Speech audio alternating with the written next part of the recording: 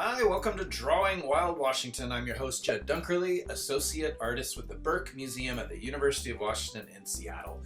In this program, we're drawing life from the Alpine ecosystem. These are places at the highest elevations in Washington, up in the mountains, the Cascades, and the Olympics. Lots of rocks, lots of snow, not many trees, a land of extremes. In this episode, we'll be drawing an invertebrate, the Rocky Mountain butterfly, a plant, the Pacific Lupine, and a herp, the western toad. So let's get started. All right, to begin, the Rocky Mountain butterfly. We are going to start with our light colored pencil, drawing a small oval, and I mean small, about that big. Leave plenty of space on your page because we got some wangs to draw. Another oval about twice as long. Okay, so if I took that and I drew it 2 more times, that would be about as long as this oval. And then for the head, a tiny circle right in the front like that. And then we're going to draw antennae sticking out. They are about the same length as the abdomen, and they go out like this and like that. That should be about the same length. All right, and then we'll come back to that in a minute. Next up, you all know butterflies have 4 wings, but they have an interesting pattern on them. So let's draw the shapes first, and then we can draw the patterns. So all 4 wings come off of the thorax here. So I'm going to draw 4 little circles to show the attachment points. And then I'm going to draw, and this is about as long as the entire rest of the body, and then some. So we're going to go way out here. Right, and I'm going to draw kind of it's almost like a rounded triangle shape. So it helps to draw a triangle first, and then you can round it within the triangle. Do it a little bit more than that. There we go. Okay, and again, look at photos of these guys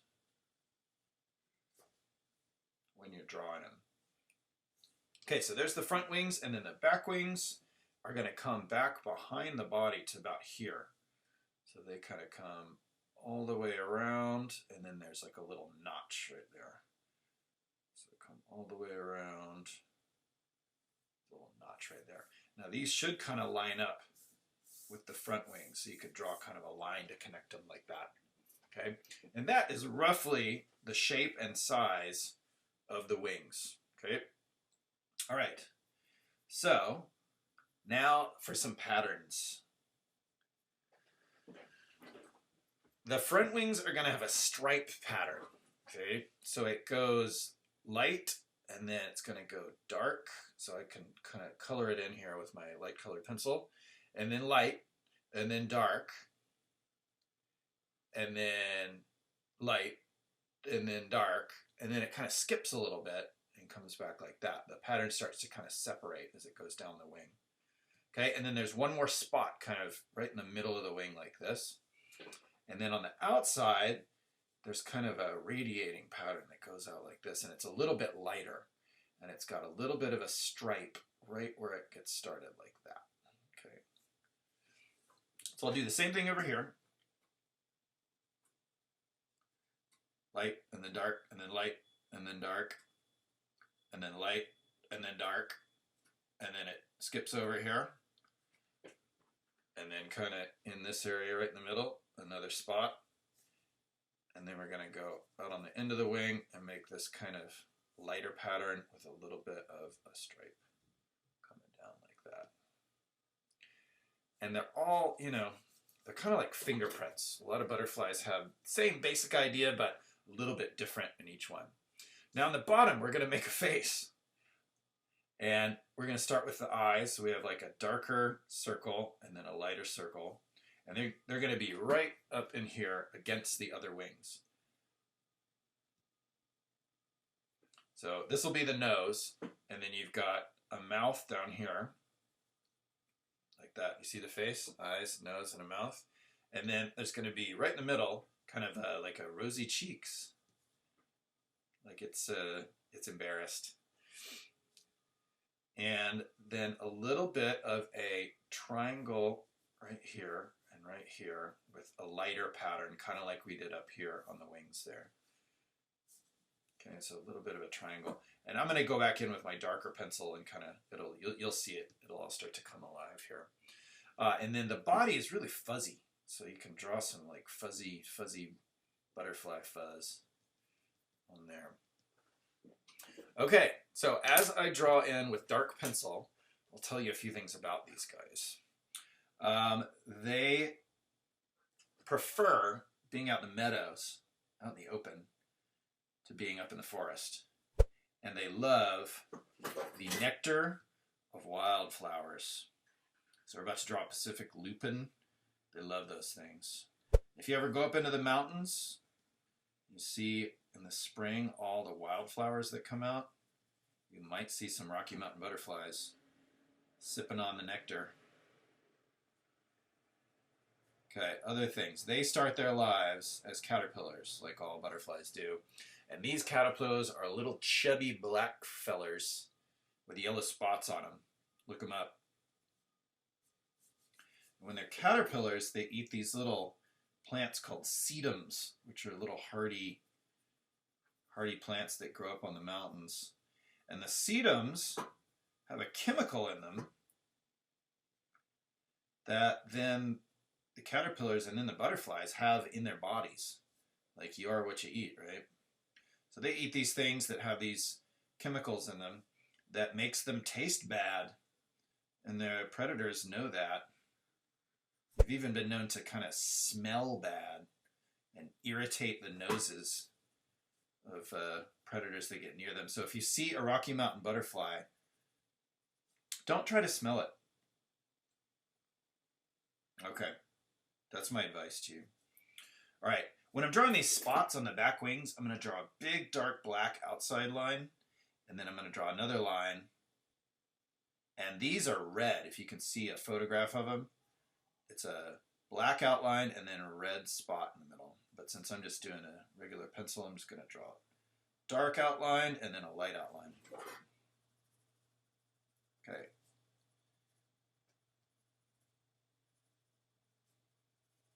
What else about the Rocky Mountain butterfly?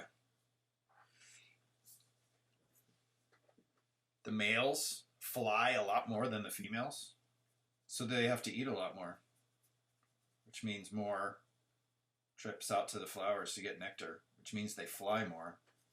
And it's like an infinity loop. They have to fly more to get food, which makes them burn more calories, which means they have to fly more.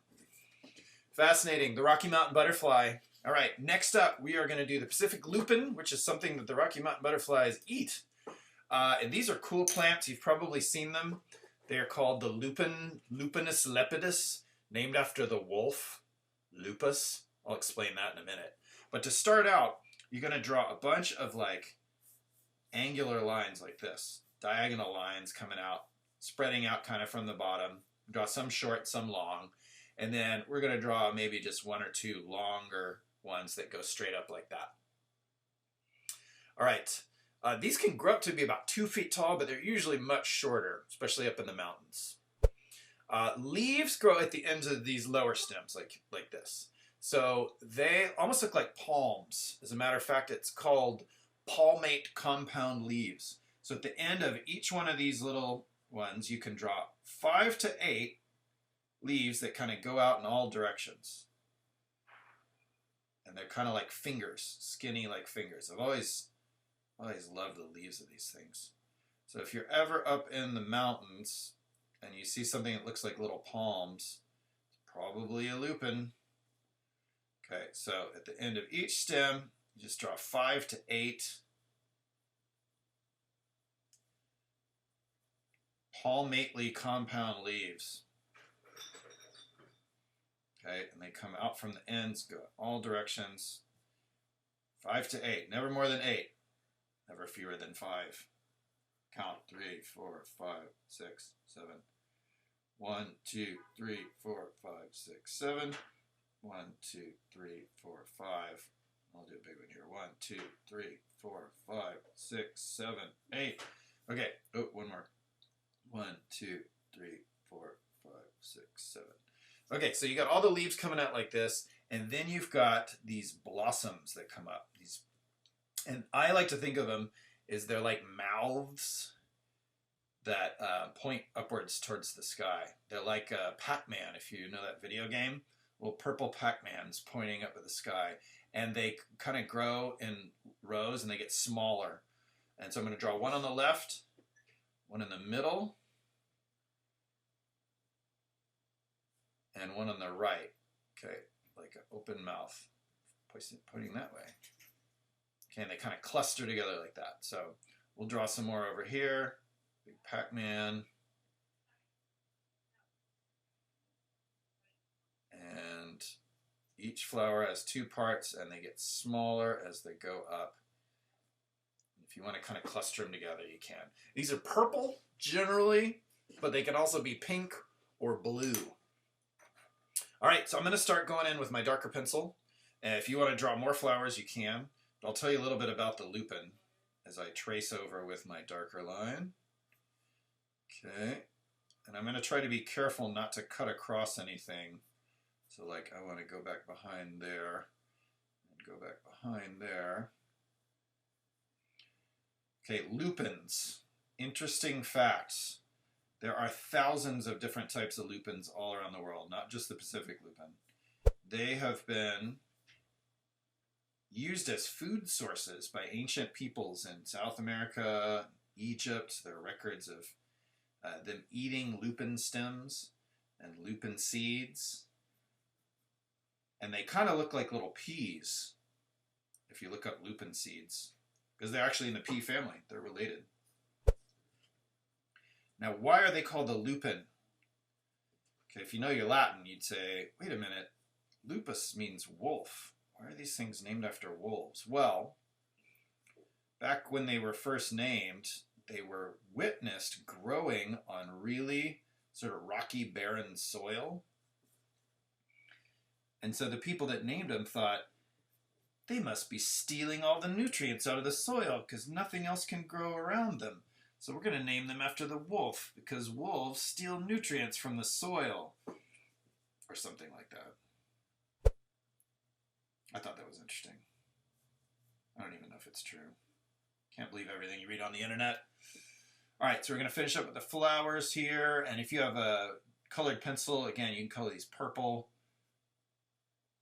These little mouths, hungry little mouths reaching up for sunlight. All right, what else? Oh, just to explain, the reason why these things were growing on barren soil, it's not because they were stealing the nutrients out of the soil from other plants. It's because they can make their own nutrients. Like I said, they're members of the pea family. They can fix nitrogen in the soil, which means they make their own nutrients. So that's why. It was all a big mistake. Take that, wolf. All right, next up, and lastly, we're going to draw the western toad, Anaxyrus boreas. These can grow up to about 5 inches long in real life. So this might be roughly the size of a real toad. I'm going to draw a kind of a weird long triangle with a 45-degree angle. So that's like that. Like that. I mean, that's basically the body of a toad. Doesn't that look? I'm pretty much done. All right, the back legs are going to be coming off the back here, and they're going to be stacked ovals. So I'm going to draw one like this and one like this. And then, man, these have some weird toes. I'm going to draw some like C shapes kind of coming down. And this kind of comes back. It's almost like a hinge. These legs are really elastic. And they can jump okay for a toad. Sounds like it's written by a frog. And then, let's see, what's next? The front legs, I'm going to go like right from the upper part right here. Draw a little circle and draw an oval. And then the front leg's going to come down right off the point of the triangle. And it's going to be another little oval like that. And then these little hooky frog toes. We're going to do 1 and then 2. It's kind of like a hook shape, a C shape coming down like that. All right, now we're going to go up the back, and I'm going to start adding a little more. I'm going to give them a little more bulk here and start adding some layers of bumps, because as you know, toads be bumpy. Okay, we're going to get up to the very top, and I'm going to put on the top, I'm going to put the eyes. Eyes are going to be pretty big circles, and they've got kind of a brow up here, and then the nose kind of comes out off the front like another circle, and then the mouth actually kind of goes back, and it lines up with like the back of the eye. So these should be lined up like that. Okay, and there's a little nose pore right up here, and the eye is kind of got 2 parts to it, like that. There's some bumps, lots of bumps. You could draw bumps all day on these toads. And they've got a kind of a scaly pattern, a bumpy scaly pattern down here. I'm going to draw some little circles. I'm going to draw some more bumps up here. And there's even some patterning like dark and light. So I'm going to grab my darker pencil and start coloring them in, drawing in the details and leaving out the things that I don't want to draw like that. Okay. Now, the life of the Western toad begins as one of 17,000 eggs laid by mama. 17,000. How many brothers and sisters do you have? Hopefully not that many. They can live up to 12 years if they survive. Adults have been known to live up to 12 years in captivity. Less than that in the wild. And they don't have vocal sacs. So a lot of toads and frogs, you hear them inflating their throat pouches and making really loud noises. These don't do that. They do have a funny little call. Let me see if I can make it. You hear that? Sounds like a little peep. That's the call of the mating call of the Western toad. Fascinating. They are amphibians, so they can't let themselves dry out. So they'll bury themselves in soil, wet soil, to avoid their bodies drying out. And they'll hibernate from October to January. So they'll bury themselves in the wet soil and just kind of stay inactive until times are good again. Kind of like what we're doing right now. Except, I don't know about you, but I'm not buried in wet soil. If you are, you might want to just make sure your fingers and toes aren't getting all shriveled up. And don't tell your parents that Jed told you to bury yourself in wet soil, because that's not what I'm telling you. I'm going to draw bumps, bumps, bumps. They eat pretty much any type of insect it can. And when you're living up in the mountains and you're a toad, that's pretty much anything that comes by you. All right, there's your Western toad, y'all. And let me kind of come into the corner here. So thanks for watching. Hope you enjoyed it. Hope you learned some stuff. Don't forget, learning to draw starts with learning how to see and learning how to think. First, you got to see the shapes within the shapes, and you got to think about how to put them together. And once you learn that technique, there is really nothing you can't draw. So until next time, thanks for watching, and keep drawing.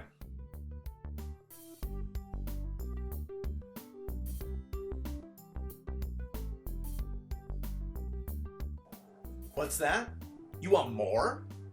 Well, why didn't you say so?